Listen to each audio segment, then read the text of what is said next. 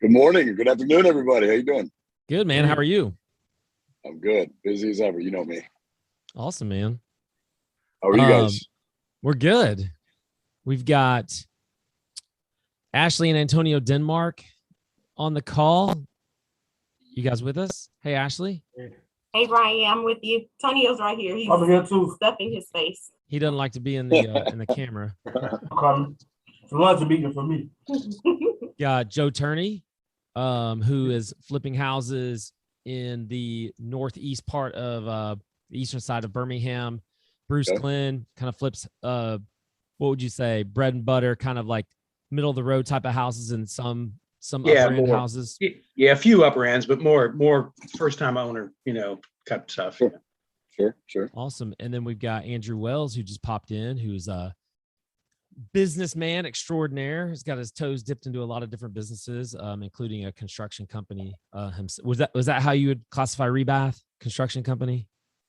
Bath remodeling, yeah. Bath remodel company. So, and then Ryan, this is going to be recorded. We're going to send it out just to our mastermind folks. There's another half dozen or so that aren't in here. Sure. And man, I'm just super excited that you're here, and I'm honored that you're here. I'm so grateful that you're here, and just want to kind of really make this more Q&A. But I'd love for you to just take a couple of minutes and introduce yourself. Tell everybody kind of who you are, a little bit about your background. Sure. All right. Well, Brian, thanks for having me. So I'm up in Chicago. My name is Ryan Garcilazo in the industry. I was dubbed Rotty by a client a long time ago, and it kind of stuck. I am a licensed general contractor. I have been for 19 years. I started my first investment flip when I was 21. I just turned 40, so I've been in this a long time. It's the only thing I know as an adult, guys. It's the only thing I know. I can't bag food, but I can build a house. So there's a big difference in that too. But the reality of all of that, when it comes down to it, is we learned as a team, I learned most of our information from the hedge funds early on in my 20s. This is way before the recession of 08 and 09 and 10 and all that. I flipped a few thousand houses. Single family has been my lane for my entire career. I have done multifamily. We do custom new home buildings. We do land development consulting and whatnot. And then over the years, we decided that it would be best for us to take our skills and now teach and nurture and develop investors to understand construction. And if we can all get along and see both sides of the fence, then we could both be profitable and have a long-standing relationship, which is missing in this entire industry. Usually you hire a contractor, it's a one and done relationship, and there's a variety of reasons why. It starts with you, the investor. So that's kind of what we do and why we do it. And that's kind of why I'm here. So I want to just ask you a couple of questions, kind of set the stage, but really Please. I want this to be about you guys. Ashley, Antonio, Joe, Bruce, Andrew, really going to kind of rely on you guys. I want to know what's your biggest question, maybe what's your biggest challenge today in your business when it comes to actually like rehabbing? Is it finding a contractor, finding a sub, holding on to good quality people? Is it pay structure? Is it materials? Is it, I don't know what it is because I don't flip houses. It's all of it.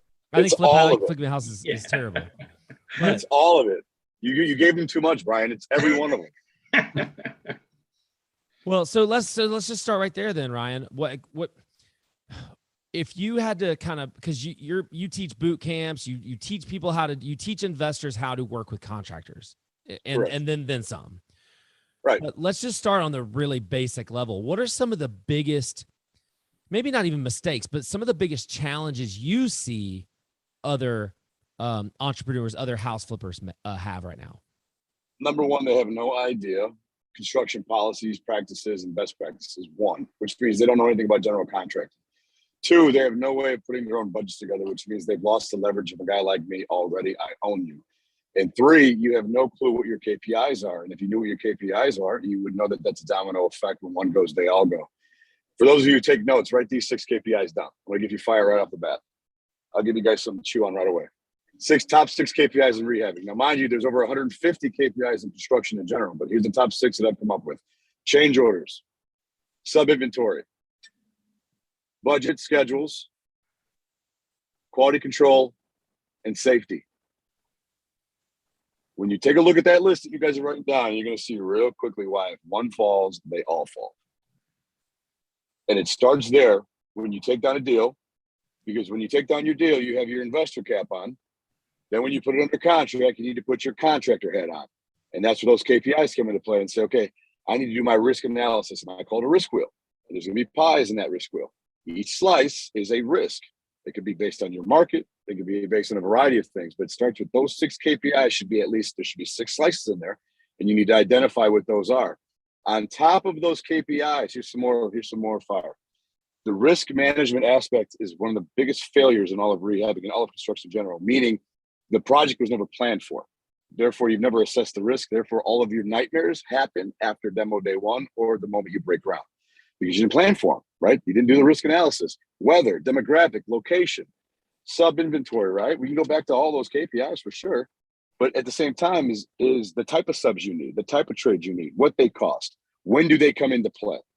What chronological order are we going to do to build this property or redevelop this property? All of these things matter. Now, contractors who are A-level, we know that. You don't. So you have to depend on us and our expertise to a certain degree, but sometimes we just don't vibe. There's no trust. And there's a reason why there's no trust, because you don't really understand what we do.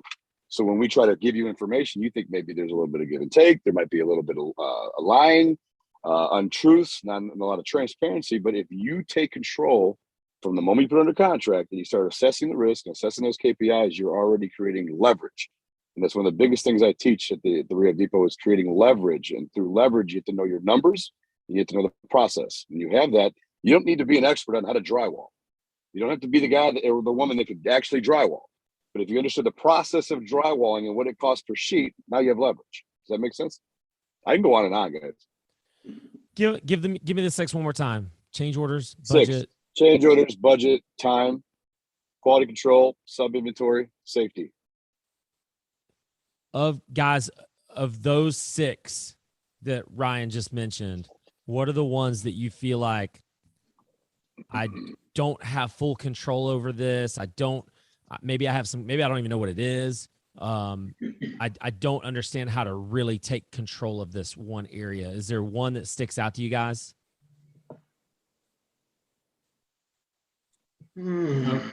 Quality control is always an issue for us, but it's always a tough judgment call. We hire somebody to put in tile in a bathroom.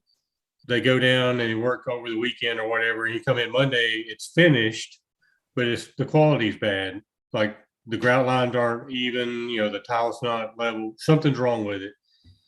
The judgment call is, do you tear it all out and add 4 or 5 days to your construction? Do you cancel the plumbing set out to redo it? And who pays for all that?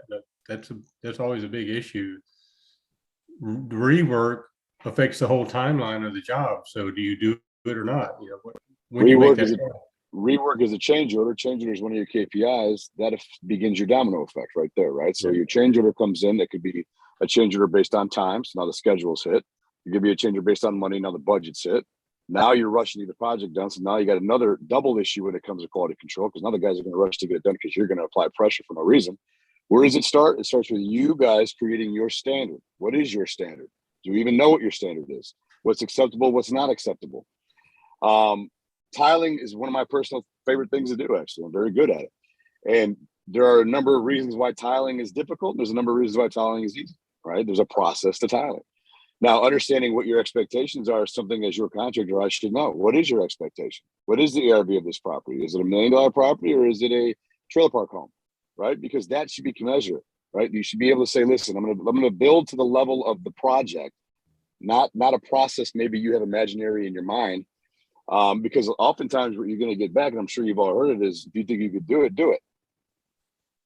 Right? A lot of guys say, well, how do you know what's quality versus not? Do you tile? No. So you might get that pullback. So understanding how to create your standards might be something to consider. And when you're doing your pre-walk with subs and you're doing your pre-walk with the general contractors in general, you can express that in the past, I've had a lot of issues with the quality of my tiling. I'd like to ensure that on this project, the tile is focused, is one of our key focuses. Therefore, what does that mean again for you? That means if you go back to your risk wheel, that quality control and tiling specifically are part of your risk analysis. So really, and here's the key, guys. And I say this all the time. I don't care if you're a rehabber, real estate developer, house flipper, custom home builder, land developer, however you identify as your business. But it's a business, nonetheless. It's not a hobby anymore, right? This is a business. Therefore, you need to operate as a business. And at some level, your investment company needs to have a self-operating construction division. It doesn't have to be a rehab division. You can call it that. That's fine.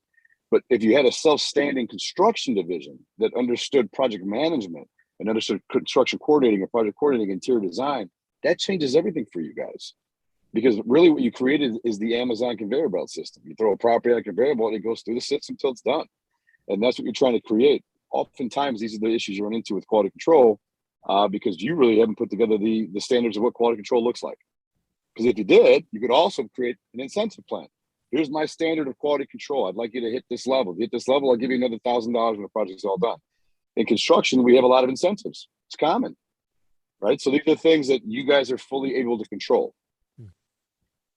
Now, let's answer the question of, okay, what happens if the quality is poor? Okay, well, if you're project managing on a regular basis, a tile job takes 2-3 days, right? If you know, again, that tiling is an issue for you or that you don't accept the tiling in your market, then you should watch the tiling every single day.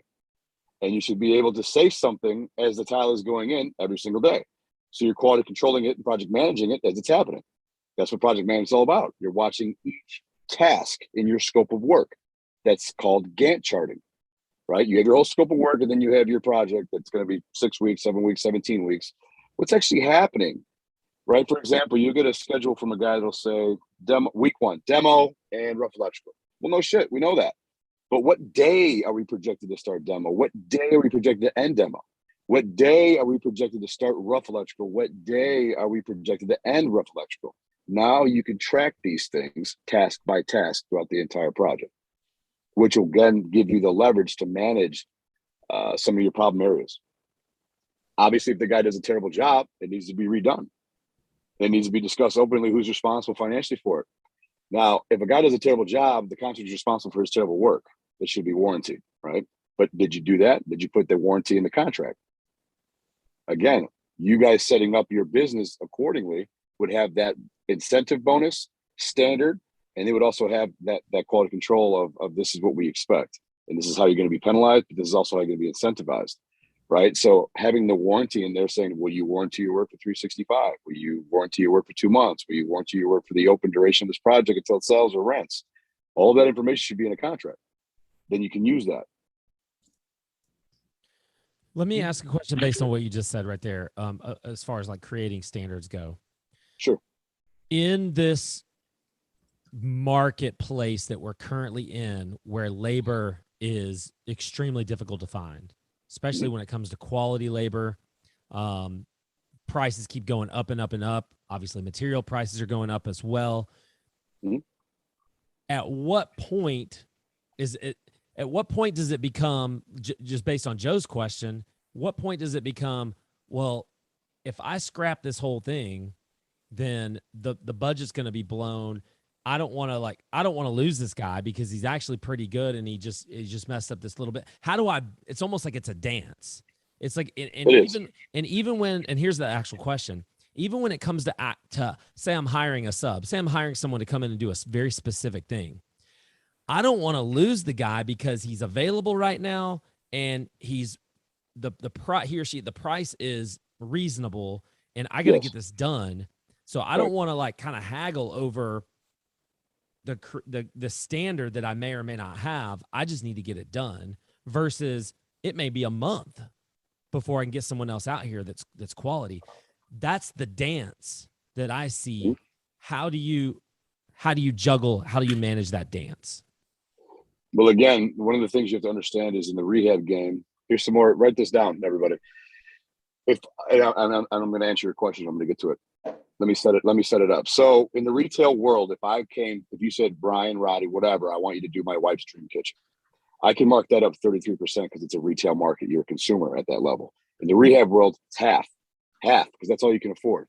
So if you can only afford the guy who's going to make 15 to 20%, not the A-level guy who's going to make 33%, you know what you're hiring already. Your pool of talent's already been shrunk, right? Which means you have to be the A. So I say this all the time. You have to be the A. The investor has to be the standard, the broker, the owner, the project manager, the project, everything. And that's exactly understanding the market value. So if you already know you're dealing with a B minus C level guy, and you know there's a million of those guys, because the talent, anybody can go out there and say they can frame a house or paint, without any education whatsoever on painting. Anybody can paint. The reality is, what's your standard of quality, right? That's what it comes down to, is what are you putting in place? What are your prerequisites? What are your markers? What are your milestones that you're putting in place as a company that I can follow and adhere to? Because it comes down to leadership at this point, right? You want me, because we're gonna haggle here and there over certain things. Things are gonna happen. It's construction. You're dealing with alpha males in a blue collar world that think they're the best ever at what they do, and they're not. It's life. So understanding that you need to create the leverage by being an operating business that has everything outlined in as much detail as possible, and then being open, having that open dialogue and rapport early on when you do the pre-walks, that sets the tone and the standards for these issues. So when you do have a challenge, if you will, or if you have a disagreement, if you will, there should be respect already put in place, because they know that you really have their best interest in mind because you set it up for them, right? That's what I'm trying to say is, when you're the A-level investor, you're an A-level business. You're not going to be able to afford the A-level contractor. He's not coming to do your project for 15%. Not going to happen. Never will, right? Unless that contractor was us and specialized in only investments, but did 100 of them a year. Different story. We had to do volume just like you had to do volume because the margins were so small. But that's where we stayed and made our bones, and God bless, here we are. But my point is, not every general contractor only focuses on investments, and they never will. That ship sailed, just like the market has changed from '08. All that sailed, right? So you have to understand what you're dealing with, and the fact that you must continue to educate yourself and be that A-level. The mindset of an A-level GC is who you should be. Not to be a GC, not to get a license unless that's what you want, but having the mindset of an A-level GC is what's going to create all the leverage in the world when disagreements happen, because it comes down to respect and understanding that, yeah, I did mess this up and I will redo it. And I know it's going to cost me money, but I also know you're going to make it up to me either on the next one or on the next draw or whatnot. All it comes down to is relationship-based leadership. Other questions for Ryan? Did that make sense, Brian? Yeah, that's great. No, I think the concept of A-level versus I know I'm not getting an A-level because I can't pay that, right, is really important to understand. It Questions really, for Ryan? really is. I got a quick question, small question.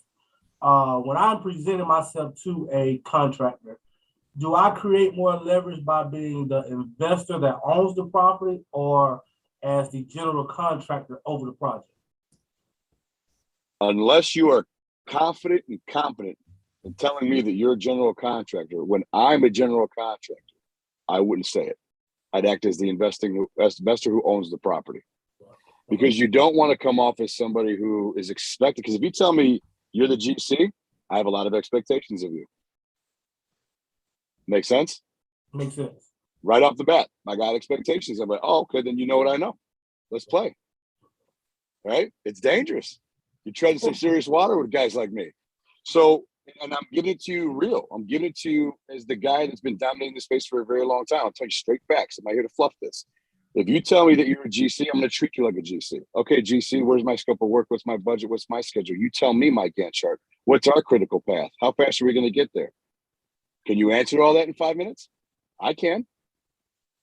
That's the difference. So I would act as you own the property, stay in that world, but then you could say, you know what, though? I'm growing as a contractor and I'm always willing to learn. Now, I respect what you just said, and I want to be willing to share and be more transparent and establish a better rapport with you. Because now my expectation isn't that you're an equal with me, is that we are peers, but you're also a client. But at the same time, I know that you're going to be open to some of my ideas. You're going to be open to moving forward. You're going to be open to collaboration. And if we're open to collaboration, there's nothing that could stop us. That means, to going back to Brian's earlier point, that if we have a disagreement, chances are we're going to find the win-win in that agreement and continue moving forward. So presenting who you are early on, right? You got to be cautious about that. It's like dating somebody. If you say, I'm a multimillionaire and I drive Ferraris, and they meet you and you're driving a beat up Pinto and a station wagon, that's over, right? You already misrepresented who you are. So, you have to think logically. And I say this all the time. I use the word logic a lot in construction. Construction really is logic, right? Does this fit there? Okay. And then to code, how do we make them fit? And you got a property that's 60 years old and you're going to put a new piece of material that's brand new to the market, not going to fit. So you have to think logically, like, okay, what are the complications of putting a beam in where there was never a beam?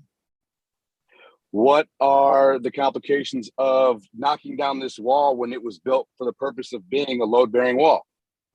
You know, like it's just so much logic behind it. But go back to your original point, I would present where you are competent and confident. Ryan, what's the benefit or what's in it for the contractor when you mentioned collaboration? Like what's in it? Like why would I as the contractor want to be collaborative with the investor? I love that question. Number one, if I'm your contractor and you're my client, I'm hoping that you're good at what you do because I'm looking at you as a long-term client. I'm looking at you as a volume client that I want to take serious, that I want to put at the top of my pile, right? Because I could easily treat you. It's a great question. I can easily treat you the way the cities treat you when you're going to get your permits, right? You mess up the permits one time, you're going right to the bottom of that damn pile. They don't give a shit. They got the machine to keep running. Contractors the same way. I want to work with my A-level clients, and if they're problematic, you do your concerns are not my concerns anymore. Next client in line. We run a business. So that's a great question. I think that's highly overlooked as well, as your contractors would like to depend on you as well, you know, and know that we can invest in you. Like, let's be collaborative so that I can make Brian as good as I possibly can so that Brian buys more properties. And then we kind of start figuring out our wheelhouses and price points. I mean, imagine being an investor and having a contract that you've used 3-4 times, and now you've understood what his margin is because you've built that rapport. You understand what he needs to make so that he's happy. You can buy around that. Right? You can structure your deals knowing you've got a partner. Yeah, it's wonderful. It seems like it doesn't really. It's difficult to get to that point because there's not a lot of trust on either side. Because you just got done saying, you know, I'm going to eat you alive as the contractor, and then the each side is trying to get theirs. Each side is trying to create this leverage. And it goes back to that dance. It goes back to this negotiating. You don't want to negotiate so hard that this guy never, or this gal never, they're never going to do business with you again. But at the same time, as an investor, I would love to have the same person who knows what I want and knows what I need. I know their margins. They know my margins to an extent to where I can buy or everything's so much more predictable. I'll put it to you this way, and I'm going to agree. There are a lot of variables to that side of the relationship. Contractors have a lot of issues. You know, again, they come from a blue-collar world. That industry doesn't mean you had to go to a 4-year school or get a master's degree. You can, right? That's your A-level guys who run massive companies, right? But the reality of what you're dealing with is the 3-4 man garage band, right? And they barely have insurance and they barely have any business acumen. You take 2020 and you see how many A-level guys got decimated because they couldn't do construction. And then you have all these little factions. Think of a gang. You have a gang leader, right? Think of the mafia. You put the boss in jail, then what do you do with all these underlings? What are they going to do? They're going to try and branch off and do their own thing. Doesn't mean they're meant to do that. There was a boss or a leader or a manager in place for a reason, or an owner in place for a reason who put it together. So you have the umbrella and then you have all your underlings. Where do they go? They go, okay, well, I got to make a living too, and I'm the best talent in the world, so I'm going to go be a general contractor all of a sudden. They don't have the acumen for it. That's what you're dealing with. You have to understand how that side of the business works. You have people that are felonies. You have people that are hiding from warrants. You have people that are out on bail, right? You have people, these types of individuals are in construction because it lends itself to a cash business. So to understand what you're dealing with as well. You know, I'm not this way because I was born this way. This industry made me this way, and you adapt as you need. You build this backbone as you need. I was 21 years old playing with lions who were 35, 40, 45 years old with years in the game. Before I came in, I had to get a backbone real quick. You know, I created that learning how to run construction companies, not being on the field running construction projects yet. I didn't understand what is a construction company, who actually are the roles and responsibilities, what are the SOPs. Right? What are the policies? What kind of insurances should these people have?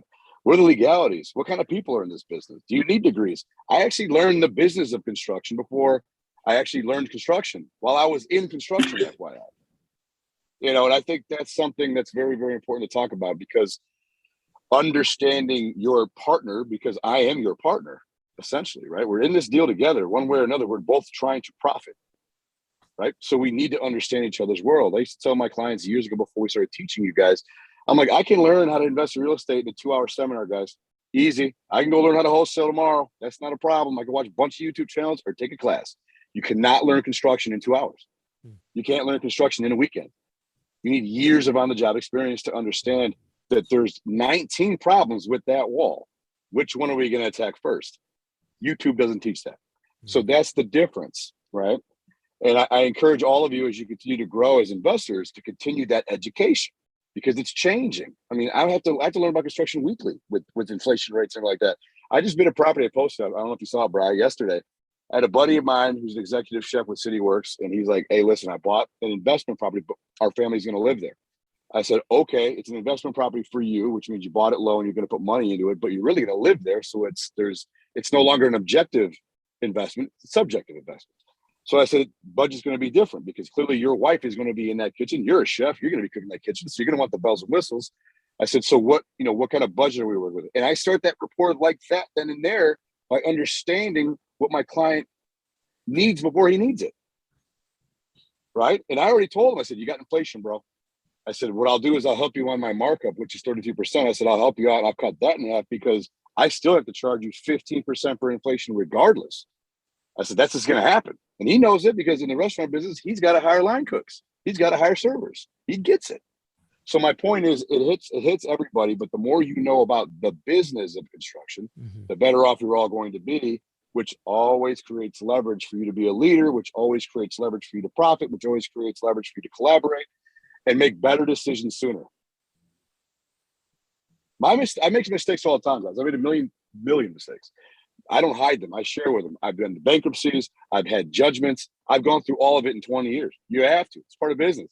But every mistake is another feather in the cap, in my opinion. I'm like, God, okay, not doing that again. But the reality is you have to go through that without fear.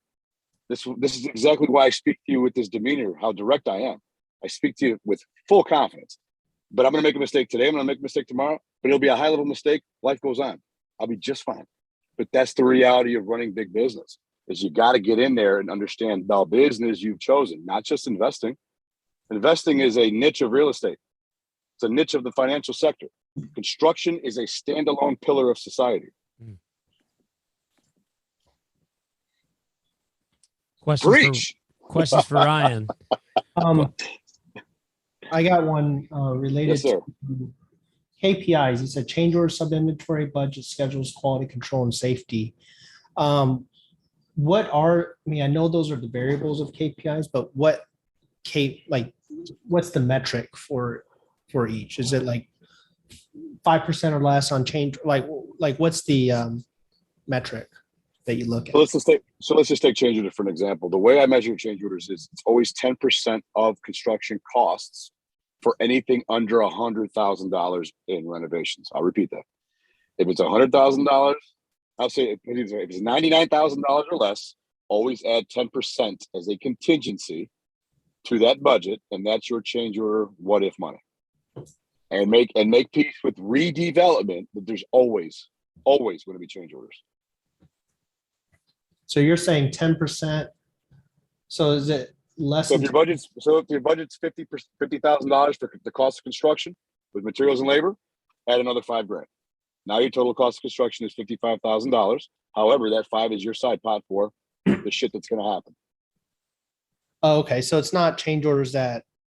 Oh, got it. It's internal change orders because I keep thinking it's a client change order. So it's an internal change order. No, internal. But it could come from a client. It could come from you as a client. It can come from me, right? What happens if we open a wall and there's a plumbing? Okay, great. We presume there was plumbing there. Whenever you buy a winterized home, as soon as you start putting that water and pressurizing it, you hear pop, pop, pop, pop, pop. You could plan for that knowing that's going to happen, but you can't tell how many pops you're going to have. You can never measure how much copper or PEX or whatever you're going to need to replace until it happens. Those are logical, natural change orders, right? So you want to plan for those. So is that what happens after 100,000? Do you double the increment? So 100 to 200 is 20%, 300 to 400, 30%. So it doubles an increment because the bigger the project, the bigger the change order, the bigger the price tag. Good questions though, because that's actually good intel for everybody else on the call. What about how do you measure the other ones, like Sub-inventory, budget, schedules, quality control. Sub-inventory should always be in threes. Should be Okay, what? so I want three. I want always in threes. So sub-inventory, for those who don't understand what that really means, is a baseball roster, making sure you've got enough pitchers and catchers on that team, making sure you've got enough position players and backups. That's what that is. So you have your main crew that accepted the project. You need to have 2 more backup GCs, 2 more backup plumbers. You know what I mean? You want to have at least 3 plumbers, 3 HVAC guys, 3 electricians, 3 roofers, always on your roster at any given time. Because as you guys know, when you hire and fire, you've lost time. Time's a KPI, right? So when you lose time, then what do you have to do? You spend time trying to call, you're looking online, trying to call these people up. You're losing day by day by day. Every day you lose is money out of your pocket. That's why sub-inventory is crucial. And that is something, if you have project managers or construction coordinators already in your business, that's something they should be doing on a daily basis is recruitment, retainment, at least getting them on a piece of paper to be followed up with later. If it's only you guys, and you guys are operating in the COO capacity of being operational and investor, that's something you guys need to be constantly doing as well. I call it shopping for contractors. I used to do videos about that. I'd go grab my coffee and go shopping. It's kind of funny. I'd go to Home Depot and be like, I'm gonna go shopping for some dudes. I'd introduce myself, give them my card and say, hey, listen, I'm Rotty. I'm with Rehab Depot. I'm always flipping houses. You look like a drywaller. So give me your card, my card. I said, I'm gonna put you on my list. We'll give you a call.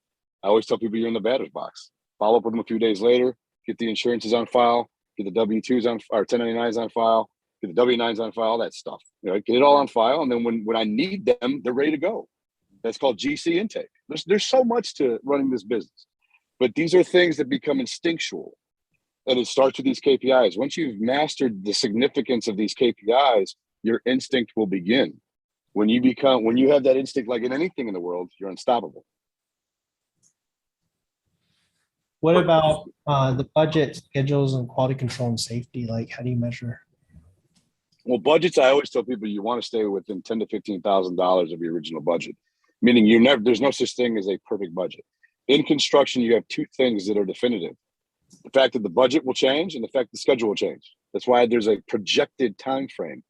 They use that word projected specifically in construction. So for example, when I have a schedule and we say we're going to start June 1st and we're going to end August 1st, what really we're saying is we're projected to start June 1st and we're projecting to end August 1st. Now, what happens if we start on July 2nd? Then our actual start date is the 2nd. And we have to figure out what our actual end date will be, which we won't know for a while because we've already blown the projection. That's why projection is important. But you can only project when you've done the risk analysis to be able to project all of the hurdles that you're going to face. And there are many, as you all know. You rehab, you know the hurdles. You're dealing with them right now. So you have a projected moving target. All budgets are moving targets. That's why you have your projected budget of 50 grand. And you got a side pot of 5. But you said, oh, shit, I didn't do my risk analysis. So now I know I've got like 5 or 10 variables that are at risk. They're probably going to cost me a couple of my KPIs, which means it's going to cost me money. Domino effect. That 100%. And it's funny because when I just did our last master class, I put up like bullseyes. I said, here's a bullseye of one project. There's another bullseye of another project and another bullseye of another project we have going on. I said, all these risk wheels are different. Doesn't matter that they're different because they're independent and solely responsible to each project because each project is different anyway. They're uniquely different. But each project had its own set of variables and challenges. Some were the same, but most were different. Time of year that we're going to start, weather that we're having in Chicago, rain, then snow, now all of a sudden it's 70. Those are risks we face in construction, right? We're outside. Right now we think, okay, great, we can do lawn care. All right, landscaping is back in the mix. All these things matter. During the wintertime, I'm thinking, I got to heat these homes. I got to close these windows. I got to get my exterior doors locked in. I got to furnace on, right? That totally changes now with springtime coming. I'm thinking I got to get the outside looking good so I can start pre-marketing. Everything changes. But understanding that is what creates the instinct for me to be confident in decisions I make sooner. And that's why we teach everybody how to build their construction divisions, because without it, you're just going to continue to struggle and never truly make what you're set out to make. Facts. Ryan, do one more for safety. Like, I don't even like what that can mean so much. That it seems so vast. So first of all, describe that. And secondly, how do you actually measure? What are you trying to measure there? Sure. So I do, I call it internal and external safety. Internal safety is the standards we put in place. Like, you're not going to put a ladder over a stairwell. personal safety, common sense safety, not leaving nails on the floor. Like, for example, the roofers come in, you'll see nails all around your house all the time. They left them like on the sidewalk, in the grass, and the flower beds. You're thinking, dude, you couldn't clean up your shit. I think safety because the neighbors have kids. That kid comes playing over here because his ball got kicked over here. He steps on a nail. We're all getting sued. So, I mean, I think of that type of safety. The other safety is actual physical safety. If I'm flipping in the south side of Chicago, I want to make sure that everybody is aware of the natural environment that we are in right now, right? So we're in a very dangerous neighborhood. We want to make sure we've got our materials protected. We want to make sure our doors locked. We want to make sure we lock the damn doors in the first place. I want to make sure keys are in lock boxes. And we got backup plans there. I want to make sure that if we need cameras, we have cameras. All that's part of the budget, of course. It's risk management that's assessed in the budget early on. But that's this kind of safety, internal and external. My policies as a company and my policies as a human being that cares, right? Safety is very, very important, especially as rehabbers, especially as real estate agents. You walk vacant homes all the time, all hours of the day, in crazy neighborhoods. And let's be realistic about what you're flipping. Very rarely are you catching that whale in the A-level neighborhood, right? We're always in the sketchiest areas. It happens. So you want to be cautious about your surroundings. I can't tell you, right? I can't tell you how many times I have been in scenarios that were not good, all right? Not good. And I made it out alive every single time, thank God. But every time was a lesson because there was times I took my own eye off the ball because I got comfortable. And when you're comfortable, that's when the devil comes knocking, right? You got to be careful about these things. So I take safety very, very seriously. Guys, questions for Ryan? I've got two more I want to ask him, but we got about 10 or 15 more minutes with him. Some stuff that's really kind of popping to the top of your head. I got one, but you pretty much have touched on it. But my thing that has happened is the time I've been doing this for 30 years. I don't do, maybe a couple 130 years, but they've taken so much longer between, getting materials, waiting on order and stuff. But also I've got some good subs that I really, really like, but they've been so busy that all of a sudden, one doesn't get to the job in a certain time. Then of course it's a domino. Then so-and-so can't do this. So-and-so can't do that. Yeah. So, but what you just talked about, backup subs, I don't have. And that has really cost me big time delays, especially with the last couple of jobs I've done. So that's the one thing, but it's so hard to get my subs, they're kind of A subs, but they're doing discount for me because they've been doing it for 5-10 years, or whatever. So it's hard to get those more A subs as backup subs, it's like, well, let's go back to leverage. Let's go back to leverage, right? Mm-hmm. Like you're hitting me on the head. I agree with you 100%. So when you're the investor hiring a GC, you're paying a premium to that GC, no matter what level they are, to go manage the other subs. Because really what you're hiring is a glorified project manager when you hire a GC. Mm-hmm. However, if you act as the GC competently and confidently, then you could pay these individual A-level subs their premium because you're not losing 20, 30%. Yeah. You are the 20, 30%. You're not going to lose it on your own, right? That's your money. Mm-hmm. So now you're really controlling the budget. So you can say, you know what? I need that A-level flooring guy because I've got 1,800 square feet of flooring to do and I want it done right? That's a big sale for me. Right. So you pay the guy his $7,000, $8,000, where your GC would probably try to pocket 3 of that and half-ass it. Right. Facts, right? So when you operate in the capacity of being the GC and you can do it confidently and competently, then you can afford certain levels to get things done at a certain price tag within certain time parameters. Yeah. That's called creating leverage and that you're in control. But if you act as the GC, you are the what? The A.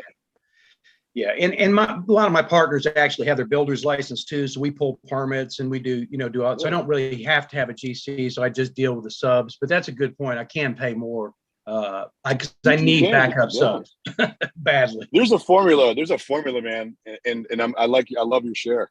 There's a formula that we teach about reverse engineering what we call the GC fee, and that's understanding how the contingency plays a role, understanding what the cost of labor actually is in jobs. And when you know those significant, in my opinion, basic numbers, then you just do some simple arithmetic and you realize all you need to ask is for labor. All you do is award labor contracts. Yeah. You buy the finishes. Right. You know what you want anyway.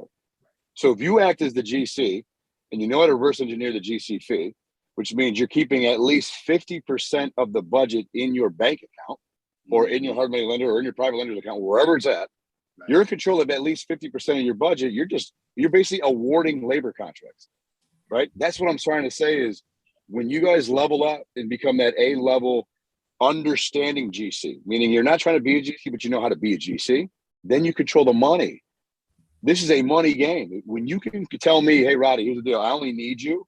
I'm going to award, we have a 6-week project, and I'm going to award this project to you on labor for $36,000. My company handles all the finishes. I've got great relationships. And on top of that $36,000, you know what I'm going to do? And I'm going to tell you, because I already know you're going to make money on the hourly on this, Rotty. I'm going to give you another 10% of the GC fee just as a nice thing. So you know you're making $3,600 guaranteed. I'm like, okay, all right. My next logical questions are, when did you want us to start? That changes the conversation. Yeah. When you're controlling how you award them.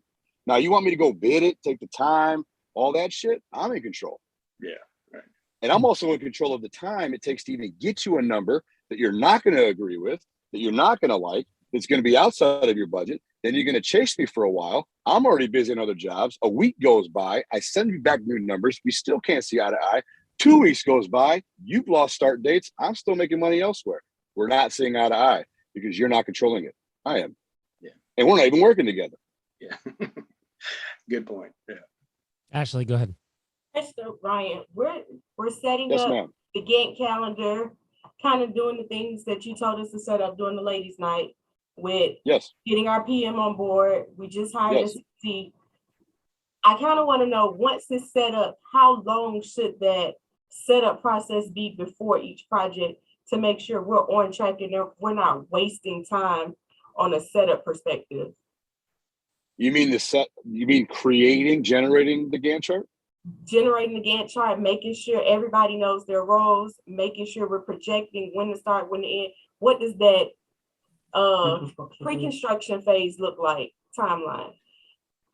So the pre-construction, there's pre-production and then production, then construction. So pre-construction consists of two different phases within one, if that makes sense. Pre-production is the risk analysis that I was telling you about at camp. That's the risk analysis that you do the moment you put it under contract. That's where you take the investor hat off, put the contractor hat on, assess your risk wheel. That's pre-production. Then when you've assessed all your risk, you obviously are now able to look at your budget, modify it correctly, adjust accordingly based on those risks. And then obviously you're trying to create and finalize your scope of work as well. That's when production begins. So technically, in a perfect world, you get 30 days to close. So you really only get 4 weeks to do pre-production and production before demo day one. Your crews should always be starting the same week you close on the project, right? But your Gantt chart should be done and contract signed and negotiated well before that, right? The 4 steps of production were what? Pre-walk, contract period, pre-con meeting, and then Gantt charting and money. So all of those steps have to happen well before demo day one so that you can go back and review. You only have 4 weeks to do that from the moment of contract to the moment of closing. Some deals close sooner, which means you have smaller time frames. Thank you. You see where I'm going with this? That's why understanding that system of how we set up jobs, because you got to think, we get in the consumer world, I have all the time in the world to do your kitchen because you want it done right. So you're not going to rush me to do my process.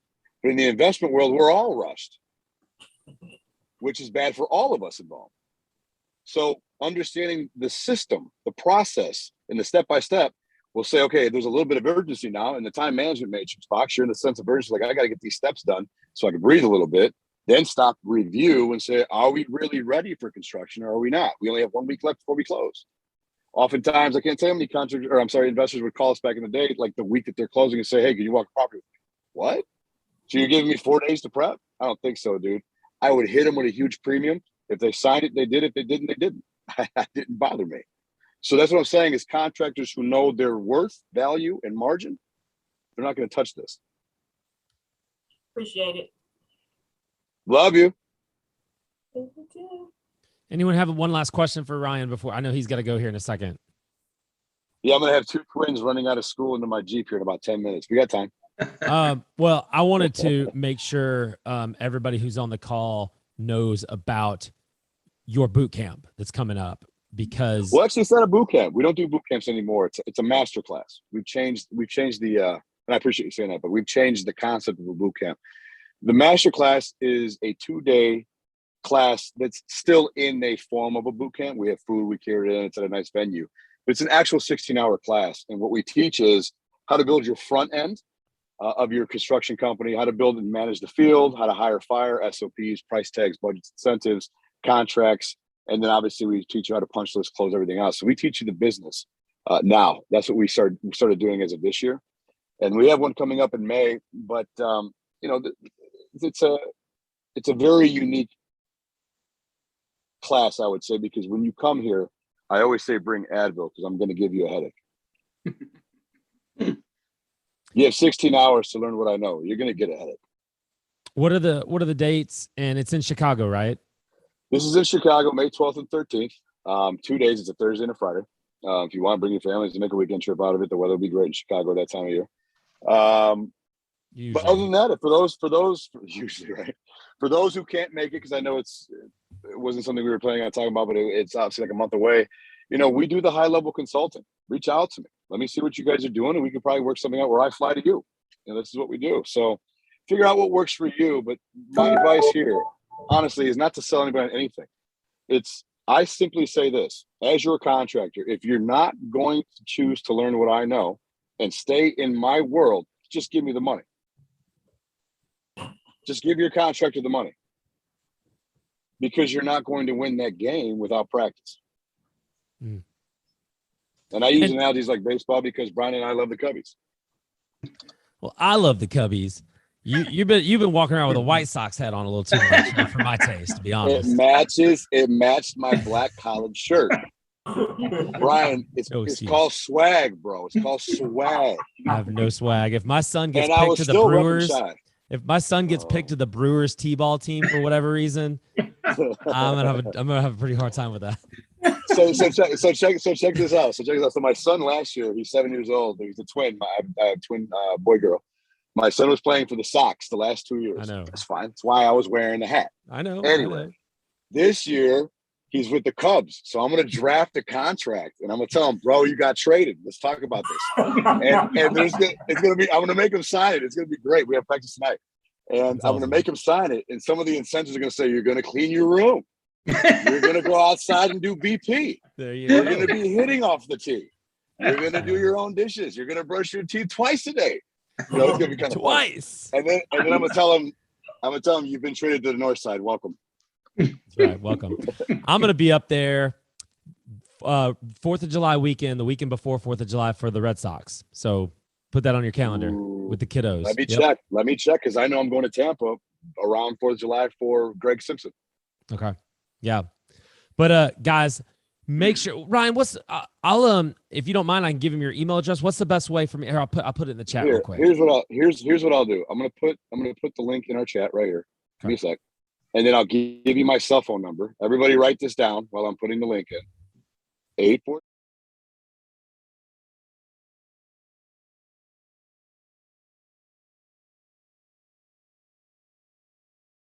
And I'm going to put this in the chat right now. Chat, everyone. Here's the link to camp if you guys want to do that. If you don't want to make camp because it's too soon, I'm sorry, not camp, masterclass because it's too soon, and you want to just talk directly immediately about what you're doing, text me immediately so we can get a time on the calendar. We can talk the next 24 hours about what you got going on. I'm all over. I'll be in Florida. I'll be in Alabama. I'll be in Ohio. And I'll be in, I think, Connecticut.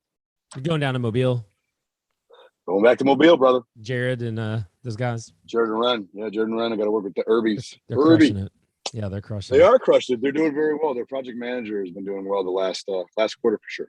Yeah, that's awesome. Guys, reach out to Ryan. He's the best in the business. Some of my really good, before I even met Ryan, some of my really good friends had been swearing by him. And I did that. I ended up doing an interview with him and I called it Why Your Contractor Takes Advantage of You. I don't know. I think a lot of you guys saw that where Ryan just shoots it straight. So I've been, Ryan and I have been pretty good friends here for the last few years. And you know, I just appreciate you so much for agreeing to jump on this and talk to our mastermind members. And we appreciate you guys joining us. I know that we changed the time last second, but I appreciate you guys being able to hop on.